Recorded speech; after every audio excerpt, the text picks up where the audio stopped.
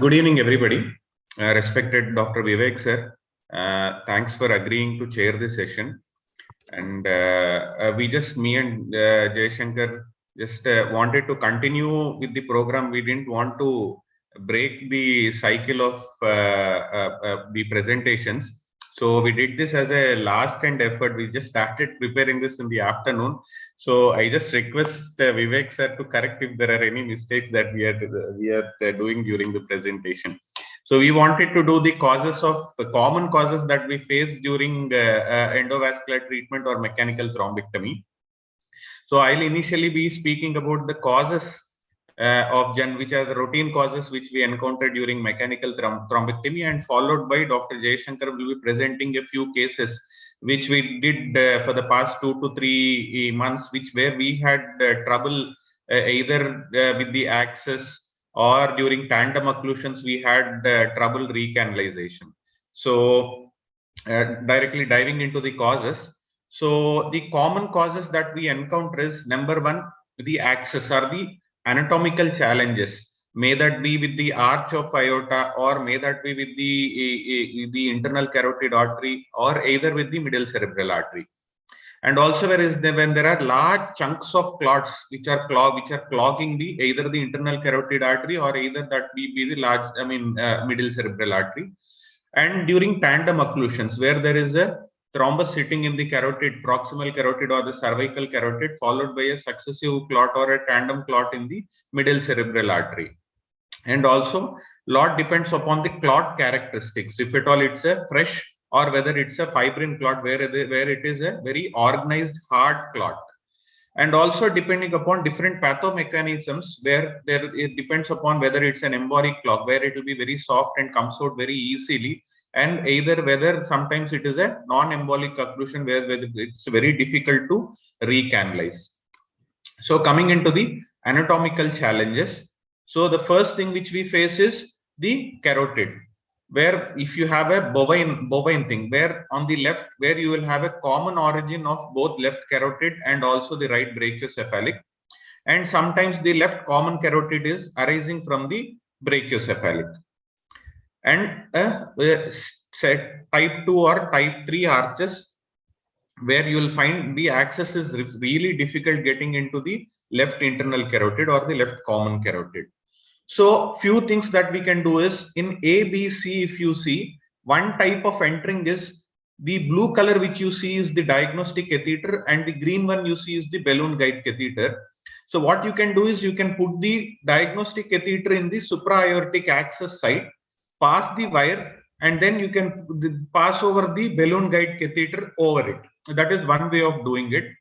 And in the second type, where you can put take the diagnostic catheter up to the internal carotid artery, take the wire, take the diagnostic catheter, and then pass over the balloon guide catheter over it into the common carotid or the internal carotid artery. And in FGH you see is where you can park the balloon guide catheter in the supraaortic access site, inflate the balloon, pass the wire, and then pass the diagnostic catheter, and then deflate the balloon, and then take the balloon guide catheter over it into the internal carotid artery. So these are the three types that we generally do. One thing is the balloon guide catheter, you can take help in inflating, where you find it really difficult when you have a tortuous arch and tortuous internal carotid. You tend to experience that the hooking is easy, but when you are passing the guide catheter over it, it generally comes out of it and jumps back into the arch of aorta. So this is one method that you can apply. And here is one example. On the left, if you see, it is a tortuous right brachiocephalic, and entering into the right carotid would be difficult. You see the catheter which you see is a Vivek diagnostic catheter, where it is helping in hooking the carotid. And in this particular case, the authors have used 3 wires, simultaneous wires. If you see on the top, you can see 3 wires. These are 0.14-inch wires, where they have put to anchoring support, and then after that they have exchanged and put a Bernstein catheter and then passed it over it. So this is one example the authors have explained. And the other is, this is a left carotid, where you can see an aberrant left carotid, where it is really tortuous. And in this case also they have used 3.014-inch wires, and then to anchor, they have used it to anchor the support and then pass the guide catheter over it. Then simultaneously they have used a guide catheter to pass over it. And this is one example where you can see on the left that the left internal carotid is really tortuous. So in spite of multiple efforts, they could not get inside. It was jumping back into the aorta. So what they have done in this case is they have done a direct carotid puncture, direct through ultrasound, and then used a guide catheter over it, and then gained access and repaired the left MCA where it is completely recanalized. So this is one approach where they are doing in really good centers. And then you encounter with problems with the tortuosity. One, you don't have any problem when the ICA is completely straight. It's very easy to track, and you can take the devices which you want to straight up. And sometimes it is tortuous, but still, if with slight amount of effort, you can somehow negotiate and track it further. But the problem comes when the ICA is really in a coiled state, or when it is really kinked. The distal axis becomes really difficult in these kind of cases. And also when you will face troubles when the cavernous segment, you can divide it based on the angle of the genu and proximal genu and the distal genu in the cavernous segment. The upper part you can see is almost in the shape of a C, and when you come down further, it becomes almost like an S. So it makes it the tracking of the devices really difficult. And also sometimes if at all the MCA is really curved, so the more straighter the MCA is, the removal of the clot is more easy because you can apply more force. It comes out easily. So the problem becomes more, and in these kind of cases, what they suggest is you have to put the stent retriever in either put it in the bigger branch and also the more horizontal branch. If at all you put it, and removal of the clot becomes much easier. So the curvature of the MCA also makes it very difficult.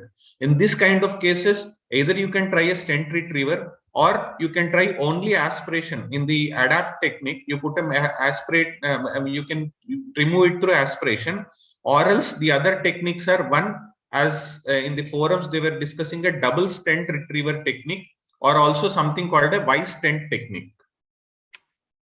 So the second thing which we encounter is a large quantity of clots.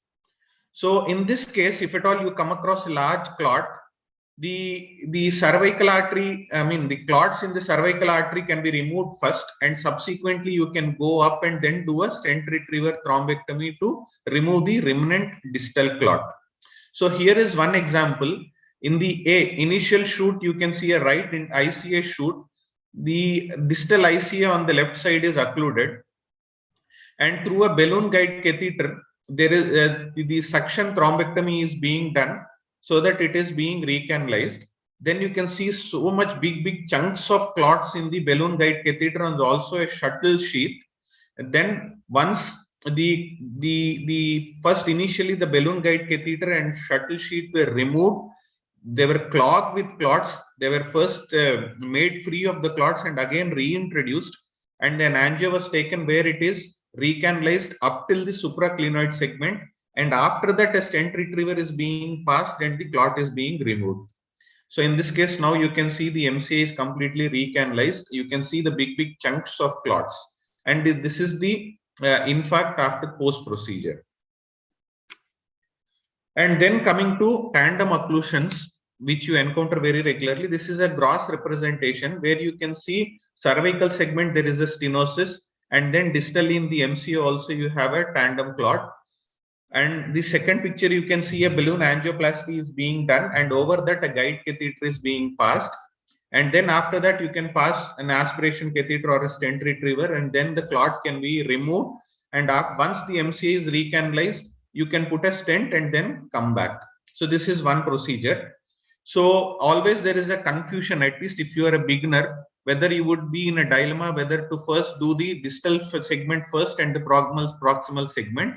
But after so many things, neurointerventionalists generally prefer to do the proximal segment first, and then go back to distally recanalizing the MCA. The help with it is After recanalization, it improves the collateral flow. Once you recanalize or first you are doing a plasty of the cervical segment, it augments perfusion pressure and delivers fresh blood to the intracranial parts where the penumbra is there. So this is one example where you can see on the left top corner, the cervical segment of the ICA is occluded. And in the late phases of the angio, you can see the supraclinoid segment of the ICA is also occluded. So the dotted arrows, the dark arrows, which you can see is the balloon guide catheter is being passed. And then in D, you see a angioplasty is being done. And E, you can see the arrow is the balloon guide catheter. And then you can see the stent is being deployed. And once this is done, then a solitaire is being passed. The arrow, you can see the distal tip of the solitaire, and then you can see the clot that has been removed with solitaire and also through the balloon guide catheter. And you see the MCA is completely recanalized. And then sometimes you will encounter hard, firm clots which are really resistant to thrombectomy through stent retriever. Here is one example where in the initial shoot you can see that the MCA is completely stenosed and occluded. And after multiple passes through solitaire and stent retriever, you can see that the inferior division is recanalized, but the superior division is still blocked. So in this case, what they have done is they have injected or infused 0.5 mg of nimodipine. Sometimes vasodilator if you give and then you do they have put a stent retriever, and with the stent retriever they have retrieved small clots from the M1 and M2 segment, and in the last angio you see that the superior division is also very well recanalized. So one method is, if at all hard clots resistant it is not, always try some to give a vasodilator and then again do a pass with the stent retriever. Sometimes it helps. This is another example where you can see the cervical segment is occluded. So a balloon guide catheter is being passed with an aspiration catheter and suction thrombectomy is being done. And after that, you can see there is MCA is being stenosed, MCA is stenosed, and after that again an aspiration or an intermediate catheter is being passed, and with the adapt technique it is being aspirated. You can see chunks of clots at the end in the aspiration catheter. So the MCA is completely recanalized. So always don't keep on doing it with a stent retriever, and sometimes can be changed it to an adapt technique with a aspiration catheter or a large bore aspiration catheter, and aspiration can be always tried. So you can see if at all there is a hard clot, the below one is after the deployment of the stent retriever. Once you wait for 3 to 5 minutes, the clots get engaged in the stent retriever, and once you pull out, it comes if it is a soft clot. And in an organized clot, it is less engaged, but even if it is not engaged completely, you have a patent stented segment. So the thing is, if at all with multiple passes, if at all it is hard clot, if at all it is not being recanalized, you can, after 2 or 3 passes, you can just put a stent. Though it is not completely being engaged in the stent, at least there you can get a patent vessel where the flow is at least recanalized. So last thing is what you encounter is, depending upon if at all it's a fibrin rich clot, sometimes there is refractory occlusion, or in cases of ICAD, if at all there is an intracranial atherosclerotic disease, even you with multiple passes it gets recanalized, but if at all in the subsequent shoot you see again it gets occluded. In this case, these are the types of occlusions which you encounter. One thing is embolic clots, and embolic clots are generally seen in the bifurcation. And this is called atherosclerotic plaques are generally truncated type of plaques, where those are in the trunks of the MCA. This is an in situ clot. So these are the two types of clots depending upon the pathological mechanism. So in those kind of cases, what you can do is, in the initial shoot, you can see that the MCA is completely occluded. And with one pass of a solitaire, you can see with the arrow, you can see the tip of solitaire, and the distal flow is obtained. And once it is removed, it is again occluded. And the reconstructed images with the solitaire still in situ, you can see multiple stenotic segments. And in these kind of take a expert CT, there is no bleed or no contrast enhancement. Put a stent. The completely recanalization achieves, and again it does not get re-occluded. So these are some of the techniques which you can use in refractory. If at all you don't find recanalization TICI 2B or TICI 2C or 3 after multiple passes with mechanical thrombectomy. Thank you. And subsequently, Dr. Jayasankar will show you some cases that we had problem with doing thrombectomy. Okay, very good, Fazal. Good cases. I think one of the things which we used to see actually is that mainly access issues are there. Of course, we should be ready with the select. Yes, sir. Select catheters when you know the catheter should be having enough length.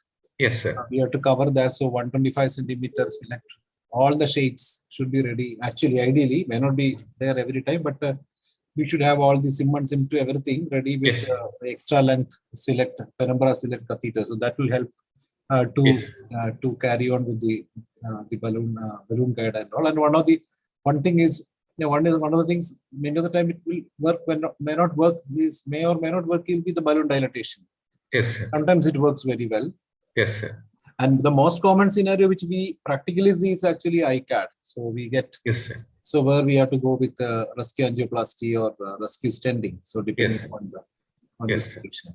So I mean, rest of the things are there, but most common thing is often is the hard clot and ICAD. So yes, ICAD is the most challenging one. Yes. Okay, Jayasankar, please.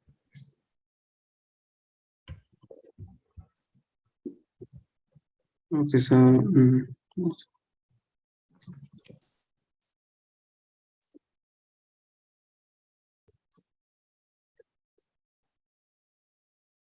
can you see the screen? Yeah, we can see it.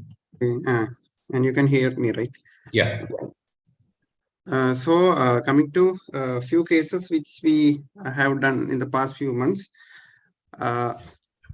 First case, going to the first case. So she's a 15-year-old female. She already was having coronary artery disease. She had CABG done before and was on single antiplatelet. Came with right hemiplegia and global aphasia for the past 3 hours. And CT brain taken, there is no bleed. So we have given IV thrombolysis. And patient was taken up for DSA. So this is the CT. CT was showing suspected hypertensive left MCA sign. And as we all know, we start with the femoral puncture. The most common complication regarding femoral puncture is the femoral hematoma or blood leak. So in this case, actually what happened is we had a problem while puncturing. The wire got kinked. So we had a hematoma there. In this image, we can easily see the contrast leak from one of the branches of the femoral artery. This is the site where we punctured initially, and it is lying over the head of femur. This is the usual site where we puncture. We used ultrasound and we punctured on the medial branch, and there was contrast leak, and eventually we punctured a bit lower down, and when we took shoot there was leak. So we have to give pressure for almost 40 minutes to control that because the patient was immediately after IV thrombolysis. At the same time, we went forward with our procedure. So left side was the suspected side with the lesion. So we initially cannulated the right side. Cannulation was easy. As you all know, we can see the craniotomy sutures. And in the right side, we can see almost normal carotid. The finding is there is no cross flow from right side to left side. And we can see that there is enough tortuosity of the carotid. So likely we will be encountering a similar carotid on the left side. So that's it. There is no enough cross flow. We can see PECOM. And when we came down and trying to hook the left side, we found that it is a bovine type of arch. Moreover, in the origin itself, there is tortuosity of the common carotid artery left side. So it was difficult to cannulate. But before going to some other method, we were able to cannulate by pushing the wire multiple times, and the wire went inside. And after the termo wire higher up, we are able to negotiate the catheter higher up. And we did the angio on the left side. So here we can see the gate catheter, and we did angio, and there is left M1 occlusion. A1 can be seen, and anterior temporal branch can be seen, and small lenticular straight branches arising can be seen. And in the lateral view as well, the ACA is also affected. So with the aspiration catheter, a simple aspiration, we were able to recanalize it properly. At the same time, there was residual occlusion at one of the branches.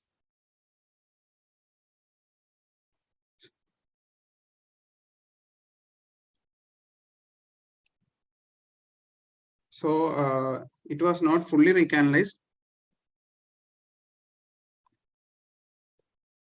Here there was a cutoff in one of the MCA branches.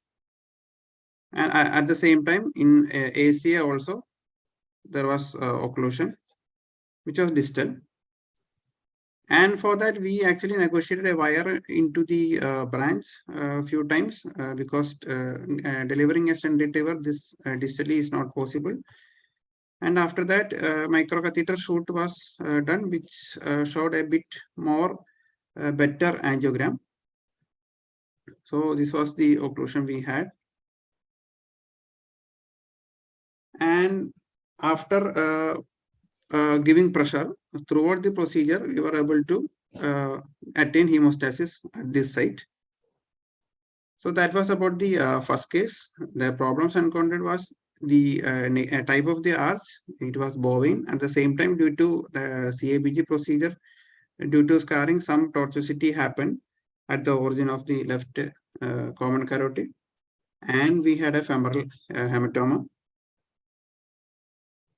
In the second case, it was 75-year-old male, left-sided weakness, which improved 3 days ago. And he was in a hospital getting treatment.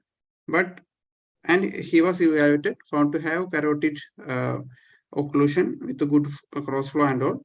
But the patient developed sudden onset of severe deficit, characterized by gaze deviation to right, drowsiness, and severe weakness on the left side. The patient was shifted. So we can see two type of stroke. One stroke is here, which is having an age of with enough hyperintensity in the flare. Here, the changes are yet to develop in the flare imaging, and patient has got severe deficit. CT angio was done and was showing carotid occlusion from the origin, ICA origin, as well as M1 occlusion. So it is a tandem occlusion. So angiogram was done. This is a right carotid angiogram. We can see external carotid artery at the origin of the ICA. We can origin is not visualized properly. So next question is how to negotiate wire into the ICA. So we can see some part of the distal ICA being filled via the collaterals distally. And we can see ICA like very faintly in further shoots. And we negotiated a microwire into the carotid. And probably it was due to a tight stenosis at the origin with a collapsed distal vessel. with a subsequent embolism into the MCA, causing a tandem occlusion. So microwire was passed and angioplasty was done at the origin of the ICA. And with the balloon inflated, we have pushed the guide catheter into the ICA. Here is the partially inflated balloon, and we are pushing the guide catheter into the ICA, and we have reached the middle of the cervical ICA, and rest of the ICA seems to be a bit collapsed, probably due to chronic stenosis at the origin of the ICA. And we can see the right M1 occlusion, so that we can access the right M1 occlusion. So this is the right M1 occlusion, and microwire was passed beyond and did a mechanical thrombectomy with some amount of recanalization achieved with multiple secondary occlusions are there distally. And after the procedure, we came back to assess the proximal ICA, and the lesion was like a tight stenosis, and we left it there, went to the left side, and we took the angiogram on the left side, carotid angiogram, and assessed it was normal. And the posterior circulation vertebral artery we did, and some cross flow via collaterals to the right MCA territory we can see. And we came back to reassess the stenotic segment. We can see distal filling, and actually we have the MCA was also filling actually, and we left the stenosis there, and patient improved, and patient was selected for elective stenting at a later time. The third case is, so this case is about tandem occlusion, how we managed to negotiate our materials across a proximal lesion which was pre-existing to reach the distal M1 occlusion.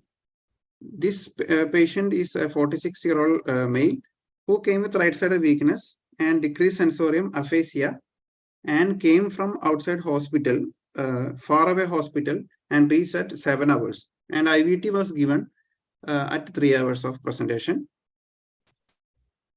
And patient was found to have left carotid occlusion from outside. The CT which was done here was showing changes in large MCA territory, and we can see hyperdense MCA sign. And we can easily negotiate or materials to the right brachiocephalic, and we did a right carotid angiogram, and we can see that normal right carotid system with A1, then A2, then ACOM, and cross flow we can see into the left M1. So that means patient's left M1 is open, but we can see that the there is enough phase difference between filling of the right and left. So better if we could recanalize the left carotid. So we went to see the this is a proximal, and we cannulated the left side. When we cannulated the left side, we can see the origin of the left ICA and a ball valve like thrombus here, which appears during the initial part of the angiogram, and later disappear. It will go into the external carotid, and few clots lodged here, and beyond that it was not visible. And further fluoroscopy was showing contrast stasis here, so that it got subtracted on next angiogram, so that the appearance was like this. This is external carotid, and this is internal carotid. and still the contrast stasis was there with the clot in situ. So this is the ball valve thrombus here. Initially it will appear, then after it will move to the external carotid. And what we did was we negotiated a micro wire into the carotid, and we went up with the negative suction in the aspiration, and we tried to aspirate as much as clot, but we couldn't negotiate further, and we already had a dissection flap here.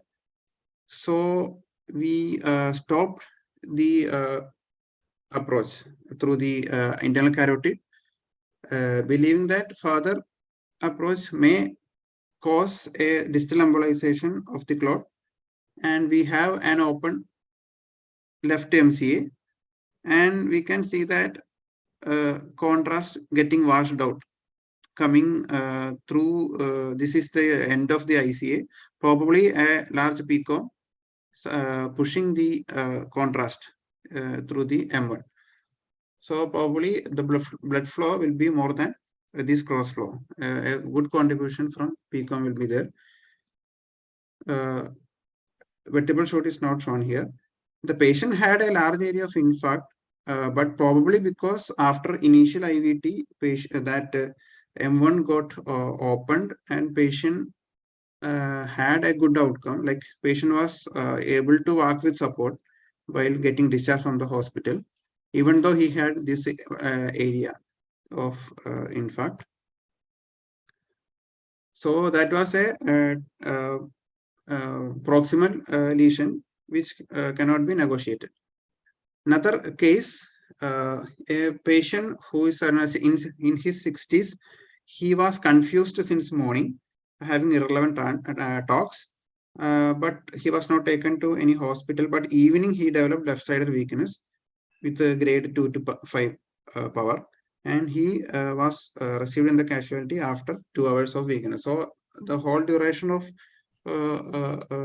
symptoms was around 8 to 9 hours, and he was having infarct in the right, predominantly in the right temporal lobe, and hyperdense MCA dot sign was also seen. CT angiogram was done. The proximal ICA is normal, and we can see that there is a cutoff at the midpoint of mid M1. So this is the 3D reconstructive view. We are showing the right M1 occlusion, and we can see that even though there is a cutoff, we can see the vessels even in the first phase, but less when compared to the left side. In the second phase, both the staining is almost the same, and in the third phase, there is more filling on the right side. So that means there is delayed filling on the right side. That means a large area of ischemic area is there. At the same time, it is getting filled with a temporary collaterals. So we did an angio. So this on the right side, right carotid, proximal is normal. Distal, we can see a cutoff with a slight tapering end. And we tried stent retriever thrombectomy. After initial pass of thrombectomy, we can see a more recanalized distal M1 with a narrowing with one small branch, and rest of the MC territory is being filled via collaterals. But it was almost covering the entire area with late filling in this area. So we once again, so this is the lateral view. We can see tapering here, and MC territory almost filled with through collaterals. So actually this was after the second pass. So we couldn't manage further recanalization in this patient, probably the patient is having ICAD and probably extending to one of the branch, which cannot be negotiated. Since the patient is having ICAD, probably he is having good collaterals for long time. So patient made out well and without any significant motor deficit. Then another patient is 68-year-old female, right hemiplegia, decreased response, global aphasia, 6 hours duration at arrival. So this patient, the main problem was this patient had a very tortuous vessel. Left ICA was very much tortuous. So this is a cervical segment. Cervical segment has got two tortuosity here. And in this view, it's having a loop. And even after going inside the ophthalmic segment, before the ophthalmic segment, there is a tortuosity. So the guide catheter could manage up to here. But after that, we pushed the distal access catheter and it was going up to here. Up to this point, we were managed to push it. So sometimes we were able to push, but sometimes we may not be able to. And we could deploy the stent, solitaire stent retriever was deployed. And after deployment, we can see a partial recanalization with a segment of narrowing. So considering it as a thrombus, once again, we had another pass and the result was like this. So probably we should consider once again a stenosis at this area and not a tapering type of stenosis, but definitely a stenosis in this area. And after one more pass, the morphology was like this.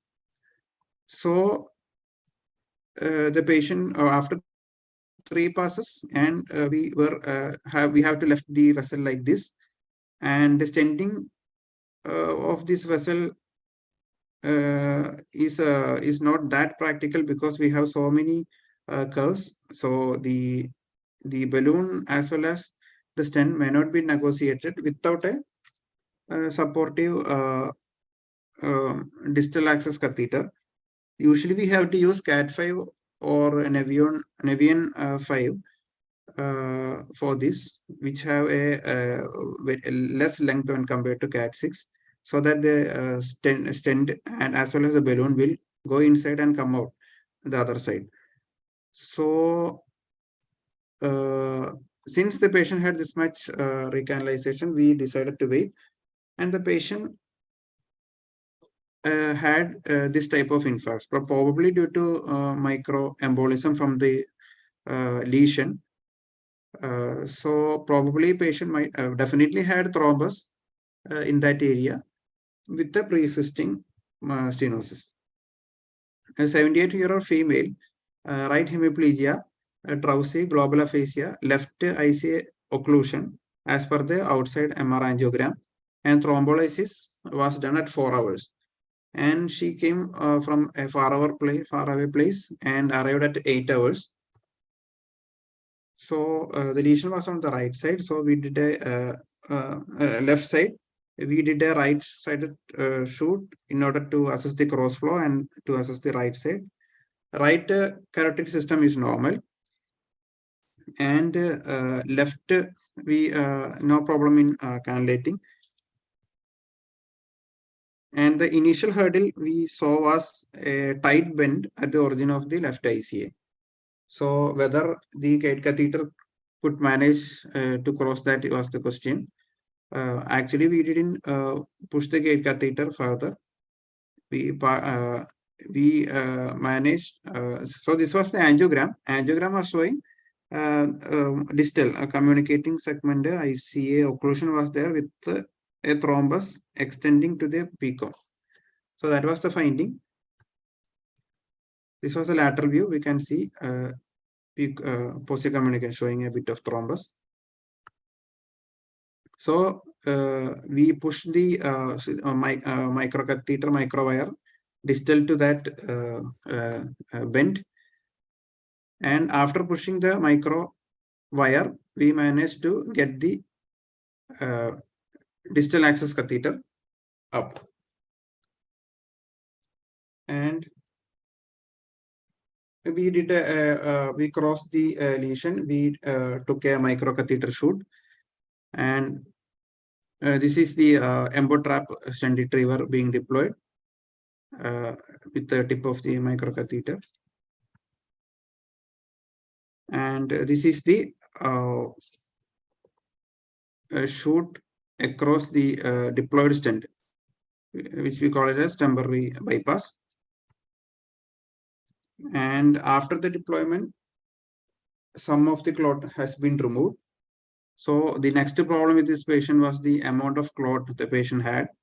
So some part of the clot was removed. So we can see some more internal carotid and some more MCA, and second pass was put,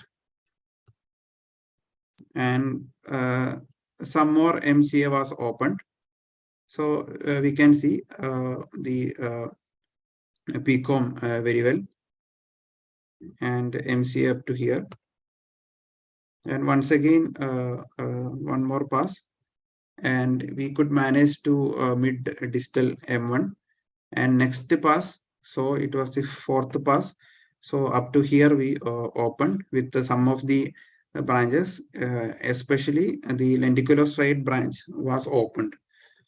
So that is a good relief for the patient. So the clot burden was from here up to here. So this patient actually had a large area of core. So patient had a deficit, but they didn't go for any decompression. Sir, that was the last six cases we had. Oh, great. Yeah. Thank you, Jayasankar. It's a very nice case. I think for the ICAD, recently we had one ICAD. We were trying with the CAT5 to enter into there. Like CAT5 would be very helpful because the length is short. You can use a coronary stent like Onyx and all, no? Because of Yes, you can push the CAT5 into the lesion over the microwire, and then because it will give more stability, and then you deploy while just deploying the stent, you slightly withdraw the CAT5. So to avoid. So sir, you have to push the CAT5 across stenosis. Yeah, you can push it across slightly or the stenosis. Then you determine the stent and get the shoot and see the stent very distally, and then slightly withdraw the CAT5 so that it will give stability. Otherwise, because especially the cavernous area, when there is a small bend, there is a stenosis and the length is short, especially 8 millimeter, 10 millimeter Onyx. You should be careful. It will be over deployed. It may cross the lesion also. It may be deployed, under deployed. Okay. So CAT5 is very helpful for the support there. And other things are all ICAD. One of the patient on the left MCA, I don't know whether we could have done a rescue angioplasty also there, but it was difficult to reach to that artery. The case 5. Okay. Yes. Yes, the tortuosity was a problem. Sir. Yeah, very much. But I don't know, balloon will take those curves unless we have very good support. But there were 2 tortuosities already in the cervical ICA 2S bend. Yes. I think it will be very difficult. We don't know whether. No, I think these are very challenging cases. We have to be prepared with all the. After seeing the initial CT angiogram, we should be ready with all the support wires, extra support wires. Sometimes we have to use 2 or 3 wires. It is. I know this is while we do more cases, I think we'll be seeing more of them, and we go on attempting pushing. So I think that's the way ahead. So I think these are excellent cases, and one of the cases, the outcome was good. That large infarct. So I mean, yes, sir. Actually, probably that IVT might have worked a little while ago, reaching here, because M1 was open. The infarct looked like the dense MCA. When we did the angiogram, M1 was open, so probably don't know. Because the initial CT was showing a little bit of hypodensity around the left yes. MCA. But So, a patient had aphasia, but power was almost like good. 4 minus, and he was walking with support while discharge. So in the CTO case, actually, CTO we also don't. CTO, one of the CTO, one we had a CTO which we were actually admitting for evaluation for a possible revascularization, but he had on-table stroke. So that CTO we have done. I think that is very true. Like, you know, many of the CTOs or apparently looking CTOs, maybe a small tight bifurcation stenosis at the beginning of the IC. Just do the angioplasty. Your wire will pass through very cool. There is no issue. Everything will pass through. Just to release a small focal angioplasty. I think we have to try those things. Even though it is seemingly a CTO. No, we had one radiation vasculopathy guy who had CTO-like lesion. So he was having some fluctuation symptoms. So we admitted him for DSA, but he had on table just on puncture. He has got complete aphasia immediately. So we had to do the CTO. We have put the stent.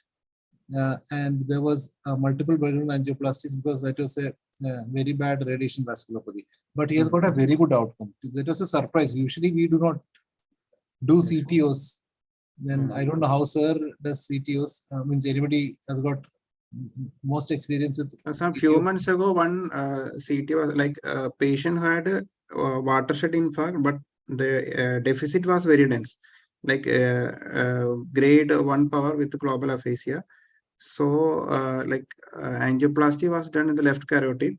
2 stents has been deployed in serially, and patient final outcome was very good, but patient had multiple embolic infarct. Due to that procedure, multiple small embolic infarct was there, but the final outcome was good. Like at the end of 3 weeks, he was able to talk and walk.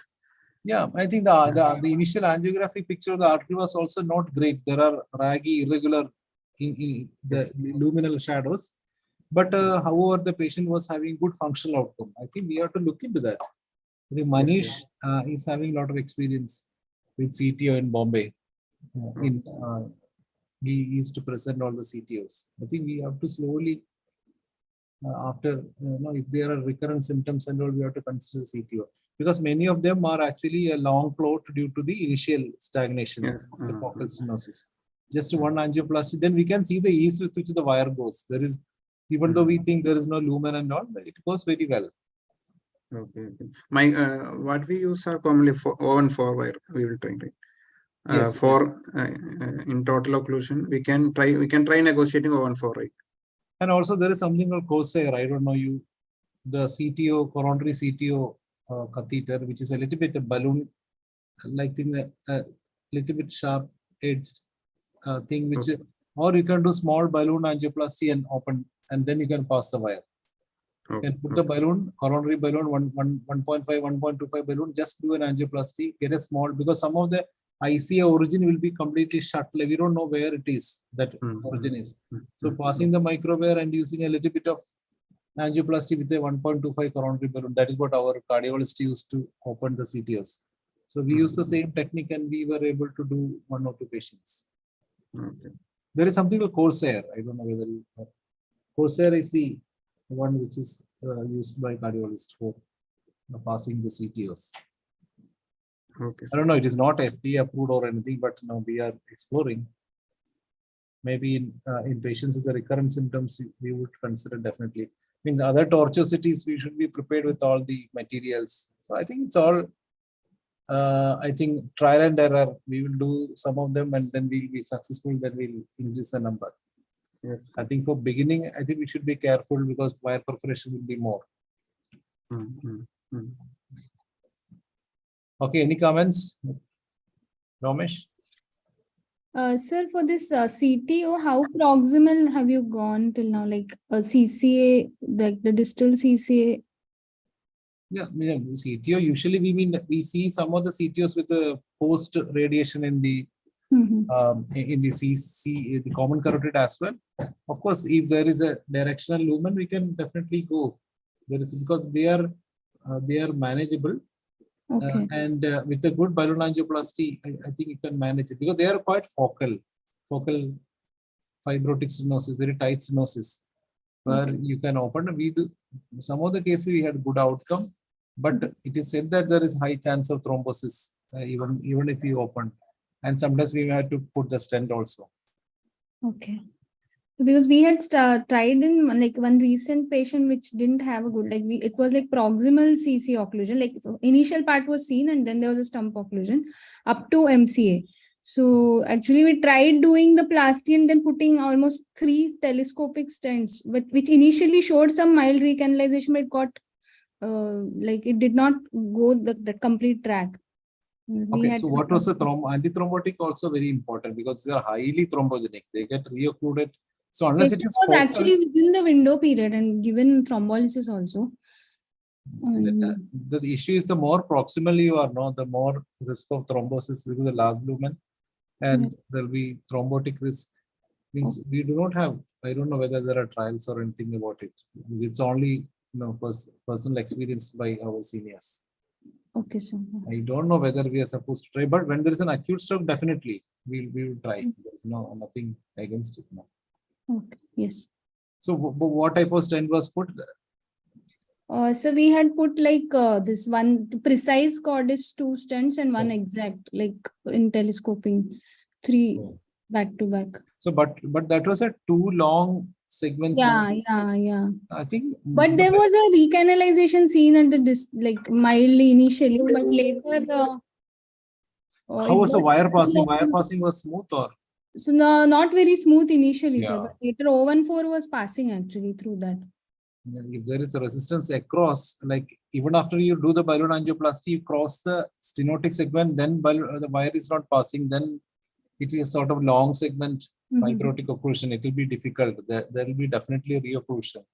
Those situations, it will be better just come back rather than attempting, because most of them will have compensation.